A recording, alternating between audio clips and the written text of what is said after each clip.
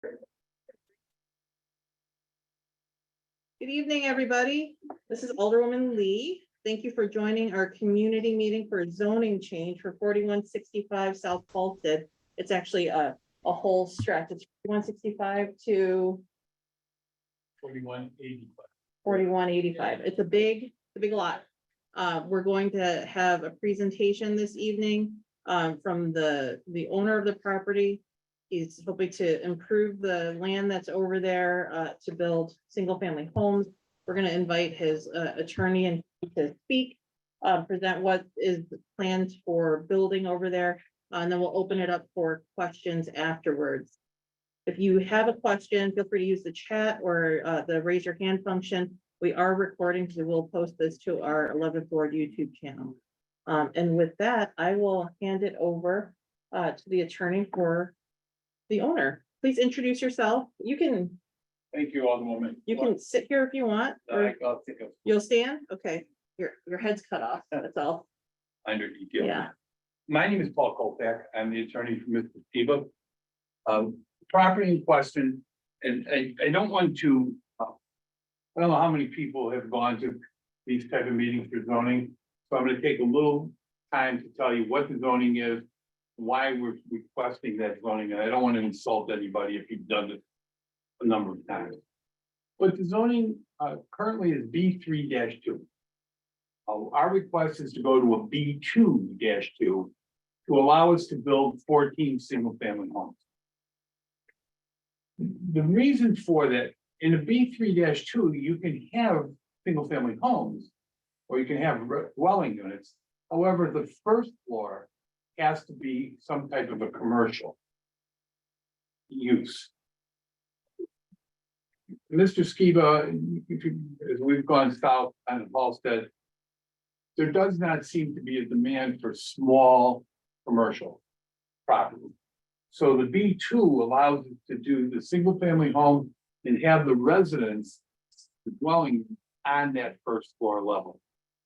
The -2 is the same thing, whether it's a 3-2, we can build a single family home, we can build 120% of that. So it's the use of that first floor space that we're here today. We just don't think that, we're seeing it up and down, unfortunately. Every major street where you're seeing more and more empty vacancies because, who's gonna go into a 24-foot wide space? Maybe Paul Kolpak and his law firm, but that's the reason. We design, and Joe will go into this a little bit in more detail, but we're looking at 4-bedroom homes with the brick. Joe, you want to introduce yourself and kind of tell everybody, he's done a lot of work in this ward, kind of what areas you've done before and how many units you've done in the 11th ward. Yeah, my name is Joe Steve. I'm the owner of the property. I bought the property 4 years ago from Joe Feldman.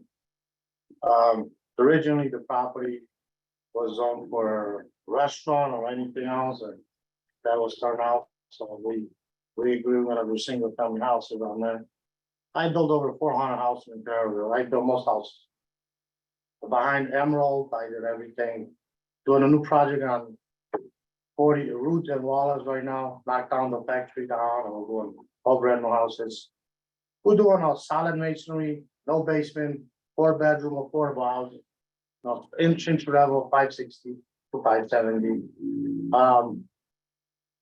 The reason we're doing the single family because we don't think that corner is gonna be anywhere for commercial use yet. I mean, it's also plus there is another developer a little bit south, but he's doing a single family. And I did single family like half a block south. Those 10 brand new houses. Yeah, this is exactly what we're gonna do. So very unique, same match the neighborhood, and then that's what we're doing over there. So very simple, single family, oriented people, got a park behind. So we just, we're just redoing what we did in the neighborhood 4 years ago. It's 2-car garage, right, Joe? 2-car garage, I've got the floor plan up here. Yeah, So that the you floor if you want plan. to walk people through that, that's got a private alley, 2-car garage. So everybody entered the garage through the alley. Yeah. As you can see, the, Is there an elevation that you want me to start with? Because that's the 7, on the bottom, okay. you can see those are the lots that we're Yeah, that's requesting. outside. So this is Halsted here? Oh, yeah. Also to the west. On the left. Uh-huh. Okay. Oh, I see, there's exchange. Yeah.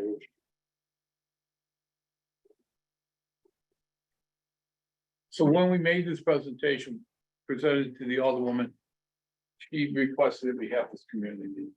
And so here we are, time to ask any questions. We're here. And, you know, as I mentioned, Mr. Stevens been around for a while. You can see his work. You can see that he doesn't build buildings that fall apart in a few years. He's got a good track record in the area. If there's ever any issues, certainly, you know, during construction, there's always some minor problem, just happens. But, you know, the Alderwoman's got my phone number. We also have Joe's. You can call me and I can get in touch with Joe at any point in time. Does anybody have any questions on anything? Yes, sir. Please, go ahead. Yes, ma'am. Why are, if we're building single family homes, why isn't it residential zone? Why isn't it R plus zone? See, with an R3 zone, because the lots are 24-foot wide, then you'd be looking at a 5%, 5-foot side yard combined. Now you're looking at a 19-foot wide house. With a B district, it would be, gives us a little wider. It's so it would be like what we have on that one, like. Exactly. Correct, We live exactly. behind there and we built our house. Okay. I guess my main concern coming here was saying that it could be commercial, and I would just say I would strongly oppose any kind of project that would be like first floor commercial, because I can't Yeah. think of why you would want to rent those spaces, especially when we're vacant at 35th and all, so we're not gonna build it. That's None of exactly. them are being built for any commercial purpose. No. I mean, but the zoning, you're right, because, and the reason they're asking for that zoning is for that exact reason, to give a little bit wider A house. 1 foot wider house. Yeah, It's a little wider house, and like I said, with the 3, we could do homes.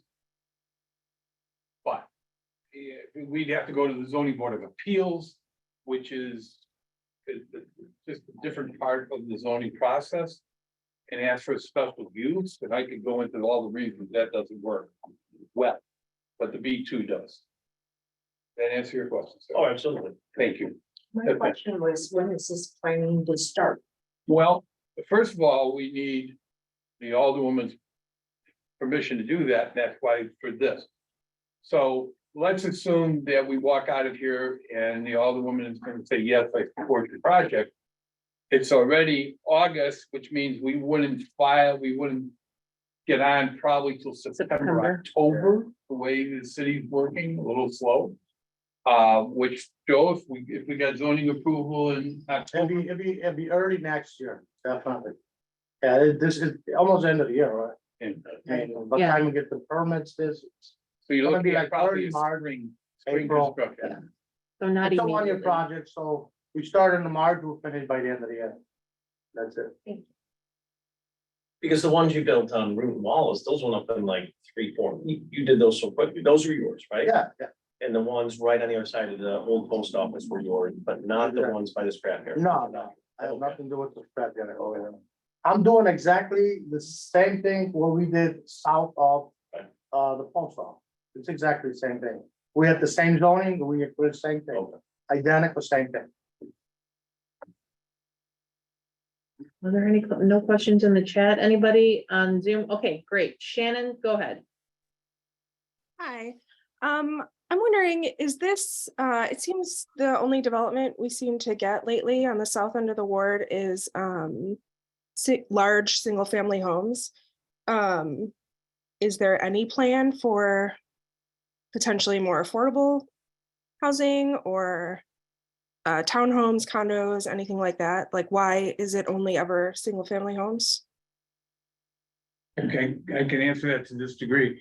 That I've been representing Joe in this ward for a number of years. Yes, And it seems that when we have these meetings, in fact, we'll go back a little bit. yes, We'll go back a little bit where we proposed maybe 4 or 5 years ago, single family homes. And at that point, the alderman who's that time wanted us to come with townhomes. And we made a presentation to the community for townhomes, and they almost chewed our head off. Everybody wanted single family homes.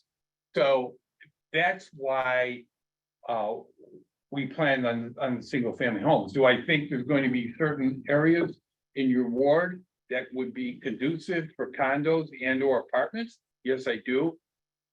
Just not that site, because if you go down to Halsted, if you look at it, there's so many single family homes. A condominium project would almost be out of character in that section of Halsted.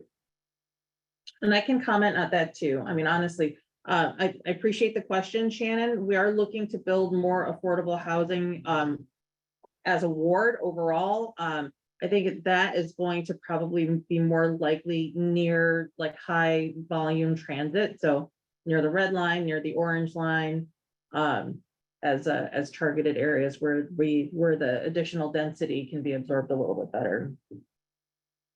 And it also depends on commercial developers as well, developers in general who want to come in and do those types of projects.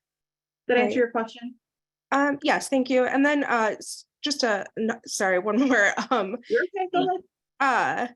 As far as with, increasing storms, climate change, et cetera, as far as like water issues and whatnot, is there anything, these seem to take up like quite a lot of the lot space there, and considering that there hasn't really been anything on those lots in a while, what is it going to be in place like for, is there going to be anything else in place for sort of water management with this new development? So just a question for the folks that live over there, does that alley flood ever? No? Yeah, and Joe, do you have comments about that? On a single family home, so we don't have to do no retention because it's not not enough water from sewers are big enough in the city. And prior to that, it was a big warehouse, so she knows, and we cleaned up the warehouse and tore it down. So there was a structure on it all the time. Okay, But the property was never vacant. It was demolished, but technically it was a big 45,000 warehouse. So there won't be no water. Shannon, were you concerned about flooding or just like how water circulates in that area? With 14 new houses coming in? Just in general, like looking forward, as we start to sort of fill up more of the vacant land around here, just like starting to consider what we should be putting in place, looking forward as things progress. I feel like you're a good candidate to join one of our committees that we're forming. Yeah, Okay, thank you. because that'd be great. Thanks for your questions. Chris Berry, you had a question. So Joe, I'd just like to say, you know what, you've done a great deal to this community. I appreciate the building. I live in one of your buildings. You would do a great service to bring up the value around here to build these single family homes. So thank you very much. Thanks, Chris, appreciate that. Any other questions? Thanks, Chris, for the comment. Yes, sir. There's no one else in the chat. No, nobody else in the chat that's asking right now. You're Can I good. ask, what are you gonna do with that last parcel? That's gonna be the triangular piece over there, because on our block, there was a lot vacant, and it's honestly, it looked terrible, and 17 years later, it still kind of does. I'm hoping that's not gonna be the case. This, Number 14. Lot number 14, the right next to exchange. So Yeah, that property is actually not mine. It's a city owned property. oh, well, it's the Yeah. city-owned property, and then, I Wait, think but that one's on me. But in number 14, are you gonna do, like, that's gonna be, you're gonna package that all together? Yeah, It's gonna be exactly. a house with a House, side. exactly. With a nice It's side yard. gonna have a nice side yard, exactly. That's exactly what I was trying to do on the other side and then allow it. Yeah, the city took over and it's not. I mean, I part know of they ended up redoing, root exchange over there, it's Exactly. cut into it, but yes, Alderwoman, if there's anything that can be done, because it looks terrible over there, and I Didn't realize it was city, so. Yeah. Yes, I thought it was still owned by the. No, it's actually city property. let's see what we can do about it. We can look into it. It's likely a case where if we want something done with it, we're gonna have to take ownership of it as a community and, you know, if we can. Some little planned grass there, I'll cut it. I'm not joking, if you would put, Cause it would be really Couple nice trees to and have, some grass, yeah, I'll do it. yeah, I mean, as we're thinking about what that parkway looks like over here. We should, make it's that not, look nice. it's just, east of it, it's on East, the. on the over part. Yeah, it's, Yeah, I'm real fine. Yeah, okay. I know where you're, and. We'll take a look at that. What's your name, sir? John O'Brien, sorry, see, you're directly behind that. Oh, okay. That's why I You're asked like, so many questions about it. you're up here. Again, I live in one of Joe's house. Wait, look at all your satisfied customers are there, Joe. Appreciate it. Matt, you have any questions? None that are specific to this property. I think it's more about the Stockyards Bank building. Sure, I can, yeah, if nobody else has a question about this development in general, I can address the Stockyards Bank building. We are in the process right now of putting together an RFP. Jill, I'll let you ask your question and then I'll get to the Stockyards Bank building question. So go ahead and ask yours. Mine was just for part two. Somebody had asked about the zoning change from like a B2 and why not to and like an RS1 or RS2. But the second part of my question that was originally in the chat was, how would that prevent a new resident if they buy the new single family home? Would they be allowed then to say, open up a small business inside of their home, since the zoning would actually allow for that to happen? So if if the resident lives on, say, the first floor, what would prevent them with that zone just being like the B2? What would prevent them from opening up a small business in, say, their basement or the second floor? There really wouldn't be anything to prevent them to do that. What happens is, first, to answer part of your question, the RS1, you need 6,500 square feet per dwelling unit. Mhm. RS2 is 5,000 square feet. Right. To get to your main question, there would be nothing. What would happen as long as they opened up a business that was allowed under the B2 zoning, which Mhm. certainly nightclub or a bar or any of those things, the answer is yes, they could. If there's concern about that, what we can look at doing, and I'm throwing this out there for consideration because I'm hearing a lot of concern about anybody opening a business on this stretch. I don't really particularly like downzoning because I think so much of it has been done in and around the ward and in very inappropriate places.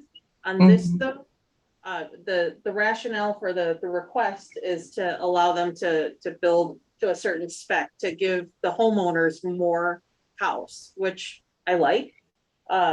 And if the concern from the community is that someone's gonna open a business in the, what we could look at doing is after this is completed, we can downzone. I can do a map amendment and just downzone that, this entire parcel again. And these big houses are gonna have a basement. So Right. not like you're gonna open up a business in a basement. Well, I mean, and I think, Jill, I appreciate the question because I think we've seen in other parts of the ward, someone might run, you know, a Daycare. daycare, well, a daycare, you could do that in an RS3 though. I mean, like that's Right. possible. That's probably less your concern than somebody opening like a shoe resale place in their living room, let's Right. say. High traffic and people coming in and out.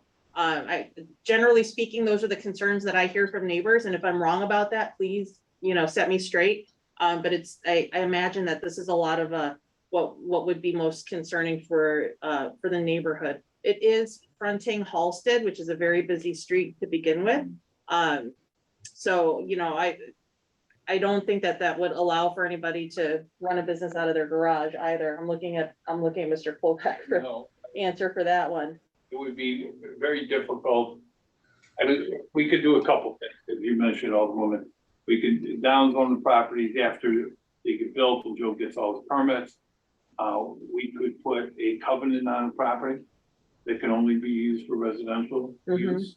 We could put that as a deed restriction if you. did that as a- That would probably be a lot simpler at the end of the day. I mean, it accomplishes what everybody, I think it can, I won't say everybody, where many people are voicing concerns, is that these properties be limited to just residential. We can So certainly. if you can put that covenant in, that would be, I think that would be very good. Jill, is that agreeable to you? Yeah, thank you. We've got a couple other hands raised here. Joey, Lynn, go ahead. You're unmute. There you go. Can you hear me? Yes. So this kind of has to do with the homes, but not really. That particular stretch of Halsted, including 43rd Street, specifically between like Union, Emerald to Halsted, the amount of speeders that we have coming down 43rd, blowing that light, blowing that stop sign on Emerald, and then speeding left or right down Halsted. Just something to think about. I don't know what you can do for that, if there's, you know, another traffic light or speed bumps or nothing. I would feel bad for anyone with houses over there, and God forbid a kid runs out on the Halsted. It's a definite problem over there. Thanks for the comment. And we'll definitely, we can request a traffic study for that exact area that you're talking about and look for ways to calm traffic over there. We did just recently put a speed camera up over on Root Street by the park, so you know, we're always interested in finding ways to make the street safer for our residents, especially seniors and kids that are around the neighborhood. Jill, did you have another question? I did not have another question, no. Okay. That was still from earlier. Okay, great. Okay, if nobody's got any other questions about this development, we can talk about what's happening across the street at the Stockyards Bank Building. So as I started to say, we are in the process of working with the Department of Planning and Development. There will be an RFP issued for the bank building and the property right across the street from Exchange. That is also a city-owned lot. We're gonna package those together and look for the people to develop the property into something. We had the DPD commissioner and their team out last year. We toured the bank building. I think about $2 million has already been invested into that building. There was some massive flood damage in the basement of the building, so that's been fixed. But the building's going to need a lot of love. I mean, it's beautiful. We want to preserve it, but it's gonna take a lot of love and money. Can I ask a Yeah, question? sure, please. What's the vision for that building? What use? So I think previously my predecessor was hoping to put, or had maybe a proposal for like a steakhouse or something there. I'm interested in a community use for the property. Other than the park, Taylor Lauridsen, there's not much other sort of community space, I think. I would love to see that, you know, be something that can enhance and I think provide some jobs, maybe job training.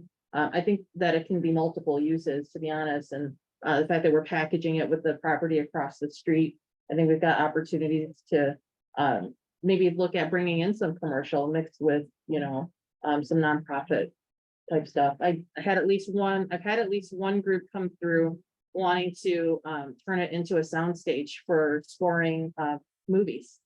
So, you know, the south of Chicago, you know, between CineSpace and what's happening in Bronzeville, you know, that's why this group was in particular very interested in coming into the 11th Ward with just its proximity and the historic nature of the building. They actually came in and toured the building with us to just kind of figure out acoustics and things like that.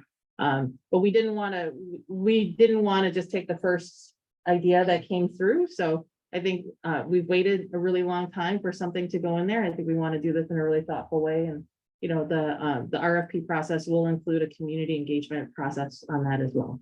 You had a question? That you asked for. Yeah.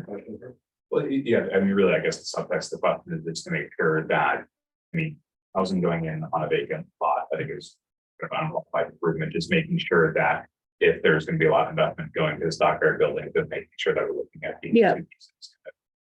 Yeah, and knowing what the makeup is just in that area and that, you know, there's very good potential now for, you know, Yeah. more homes to go in. I think recreational space is great too as an option. You know, if it was some sort of community center even, if folks were interested in doing something like that with job training, and I think there's a lot of innovative things that you can do. You know, what I would be looking for in like a winning proposal, would be something that did take into account the interest of the community in the immediate area. And how community members and neighbors could benefit from what would be being built there, because surely that would tap into some TIF dollars as well.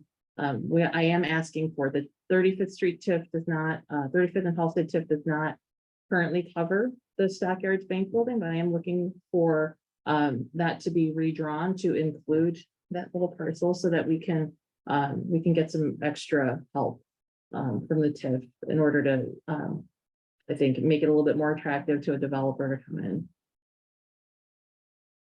That was my question, because I think that was one of the frustrations with the removal, was that there was all that TIF money sitting in the fund for so long, and none of it was being used on Halsted Street, and when that project was finally conceived and that we were actually using some of that Mhm. money for that, it seemed. And there's still quite a bit of money as far as I understand, so, which is why I was very supportive of the map extension, to include this property and the parcel, so.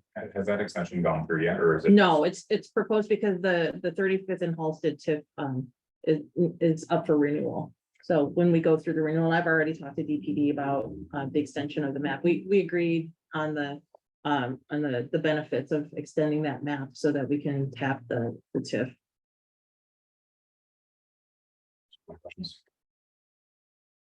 Thanks for the question. If there are no other questions, going once, going twice. Okay, well, I appreciate everybody being here this evening, and thank you for raising the issues that you did. I think we've come up with a good solution. Mr. Skiba, Mr. Klopek will put together a restrictive covenant that will address the fact that this will be residential only. So we shouldn't have the concern about anybody opening up a business in their living room or kitchen. And that, just to add one more layer, when we'll record that covenant, and when a buyer comes in the title report, it'll show that it is subject to a restrictive covenant, so that that buyer will know that this exists. So that buyer won't come in and be, oh my gosh, I planned on putting in the shoes. Right.